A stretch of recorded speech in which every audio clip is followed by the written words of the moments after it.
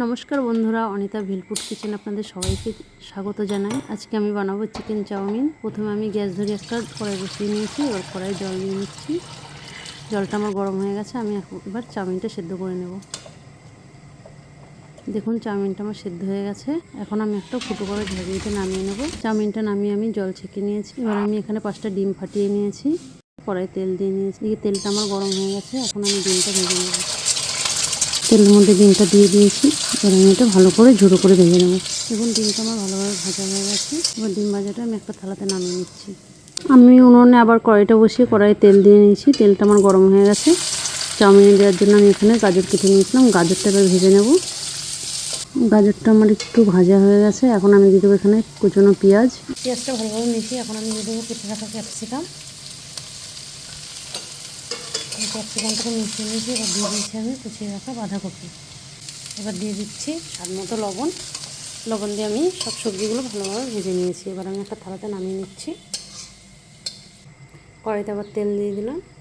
তেলটা গরম হয়ে গেছে। এবার কেটে রাখা সরষে করে স্লাইস চিকেনটা দিয়ে দিচ্ছি। চিকেনটা একটু নেড়ে চেড়ে দিয়ে দেবো স্বাদ মতো লবণ।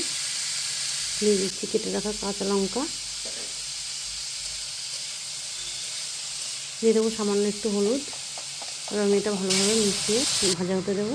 ততক্ষণে আমি মশলাটা করে নিই। মশলাতে নিয়েছি আমি রসুন, আদা আর জিরে আর 2টো শুকনো লঙ্কা। চিকেনটা আমার কষানো হয়ে গেছে। এখন আমি গরম মশলাগুলো দিয়ে নামিয়ে নিচ্ছি। কড়াইতে আমি আবার তেল দিয়ে দিচ্ছি। এবার দিয়ে দিচ্ছি কুচিয়ে রাখা রসুন।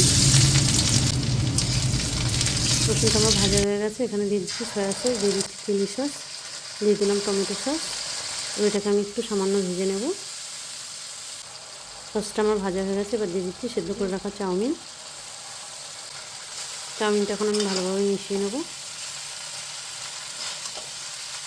চাউমিনটা আমার মেশানো হয়ে গেছে। দিয়ে দিচ্ছি সামান্য 1 চিমটি মতো ভিনেগার। এবার দিচ্ছি স্বাদ মতো লবণ। এবার দিয়ে দেবো ভেজে রাখা সবজি আর চিকেনটা।